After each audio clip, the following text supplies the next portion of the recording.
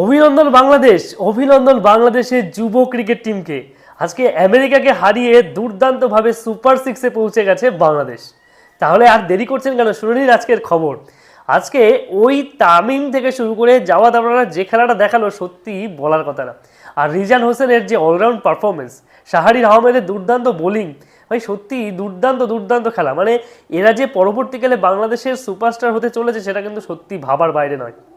যাই হোক, চলুন আজকের বিষয় নিয়ে কিছু আলোচনা করি।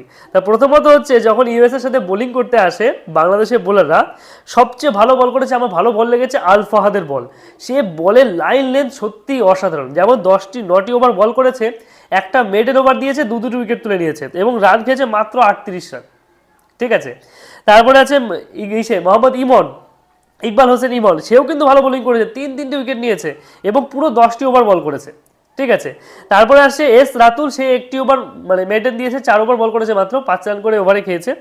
তারপরে হচ্ছে এস ইসলাম, এর বল মোটামুটি ছিল, যাই হোক তাও কিন্তু রান সংখ্যা খুব কম দিয়েছে, খুব ভালো বোলিং করেছে। মানে ডট বলের সংখ্যা এর কিন্তু প্রচুর, উইকেট না পেলেও উইকেটের সংখ্যা না হলেও এর কিন্তু ডট বলের সংখ্যা প্রচুর ছিল।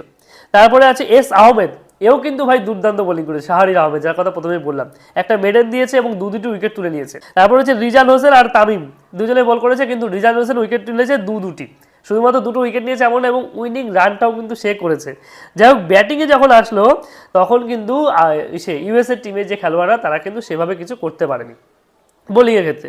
দেখুন জাওয়াদ আবরার দুর্দান্ত, সেই ওর কপালে হাফ সেঞ্চুরি থাকে না, সত্যিই তাই। ও যে কটা ম্যাচ খেলা প্রায় যখনই দেখলাম তখন ওর হাফ সেঞ্চুরি হয় না, সম্পূর্ণ হয় না, 47 রান করে আউট হয়ে গেছে। তারপরে রিফাত বেগ, এও ভালো খেলেছে। রিফাত বেগের ভালো খেলাতেও কিন্তু 30টি রান করেছে, কিন্তু 55টি বল খেলে ফেলেছে, অনেক বল খেলে ফেলেছে। কিন্তু ক্যাপ্টেন্সি ইনিংস খেলে দিয়েছে দুর্দান্ত, 200টি রান ছিল মাত্র। যাই হোক, সেই 200টি রান করলেও তারা কিন্তু চেষ্টা করেছে, তাই ক্যাপ্টেন কিন্তু দুর্দান্ত হাফ সেঞ্চুরি করেছে, 64 রান করেছে, কিন্তু বল সংখ্যা অনেক নিয়েছে, দুটি 6 মেরেছে আবার। তারপরে রিজান হোসেন আর হচ্ছে এলিন, এও কিন্তু ভালো ব্যাটিং করেছে। মানে রান সংখ্যা অনেক কম, সেই জন্য 42 ওভার পর্যন্ত ম্যাচ নিয়ে গেছে, কিন্তু রান ভালো করেছে ভাই, যাই করুক না কেন।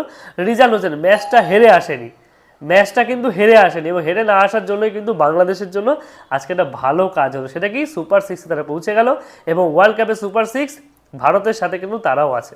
যাই হোক, পরবর্তীকালে খেলা কি হবে সেটাও কিন্তু আমরা দেখার অপেক্ষা থাকবো। আপনাদের কি মনে হয়, বাংলাদেশ কি এবছর টি-20 বিশ্বকাপটা নিতে পারবে? কি মনে হয় আপনাদের? কমেন্টে আপনাদের মতামত অবশ্যই জানাবেন।